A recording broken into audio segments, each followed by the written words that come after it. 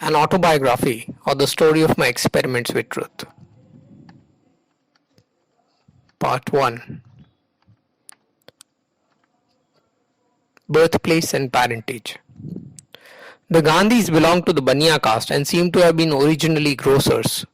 But for 3 generations, for my grandfather, they have been prime ministers in several Kathiawadi states. Uttam Chand Gandhi alias Ota Gandhi, my grandfather, must have been a man of principle. State intrigues compelled him to leave Porbandar, where he was a diwan, and to seek refuge in Junagadh. There he saluted the Nawab with the left hand. Someone, noticing the apparent discourtesy, asked for an explanation, which was thus given: the right hand is already pledged to Porbandar. Ota Gandhi married a second time, having lost his first wife. He had 4 sons by his first wife and 2 by his second wife. I do not think that in my childhood I had ever felt or knew that these sons of Ota Gandhi were not all of the same mother. The fifth or these 6 brothers was Karamchand Gandhi alias Kaba Gandhi, and the sixth was Tulsidas Gandhi. Both these brothers were prime ministers in Porbandar, one after the other. Kaba Gandhi was my father. He was a member of a Rajasthani court. It is now extinct, but in those days it was a very influential body for settling disputes between the chiefs and their fellow classmen. He was for some time prime minister in Rajkot and then in Wakaner. He was a pensioner of the Rajkot state when he died. Kaba Gandhi married 4 times in succession, having lost his first wife, second wife and third wife, each time by death. He had 2 daughters by his first and second marriages.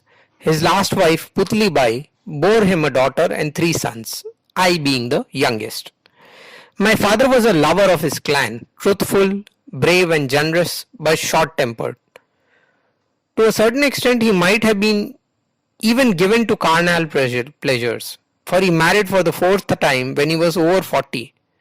But he was incorruptible and had earned a name for strict impartiality in his family as well as outside. His loyalty to the state was well known.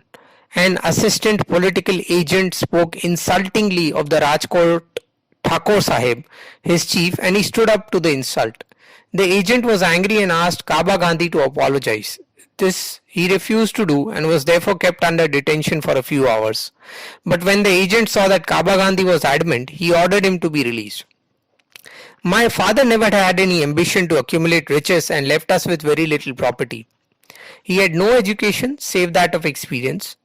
At best, he might be said to have read up to the 5th Gujarati standard. Of course, of history and geography he was innocent, but his rich experience of practical affairs stood him in good stead in the solution of the most intricate questions and in managing hundreds of men.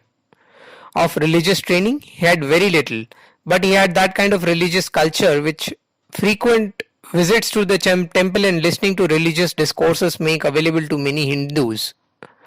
In his last days, he began reading the Gita at the instance of a learned Brahman friend of the family, and he used to repeat aloud some verses every day at the time of worship.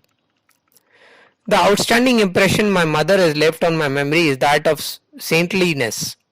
She was deeply religious. She would not think of taking her meals without her daily prayers. Going to Haveli, the Vaishnav temple, was one of her daily duties. As far as my memory can go back, I do not remember her having even missed the Chaturmas. She would take the hardest vows and keep them without flinching. Illness was no excuse for relaxing them. I can recall her once falling ill when she was observing the Chandrayaan vow, but the illness was not allowed to interrupt the observance. To keep 2 or 3 consecutive fasts was nothing to her. Living on one meal a day during Chaturmas was a habit with her. Not content with that, she fasted every alternate day during one Chaturmas. During another Chaturmas, she vowed not to have food without seeing the sun.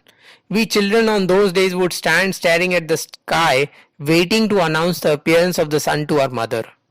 Everyone knows that at the height of the rainy season, the sun often does not condescend to show his face. And I remember days when at his sudden appearance we would rush and announce it to her. She would run out to see with her own eyes, but by that time the fugitive sun would be gone, thus depriving her of her meal. That does not matter, she would say cheerfully. God did not want me to eat today, and then she would return to her round of duties.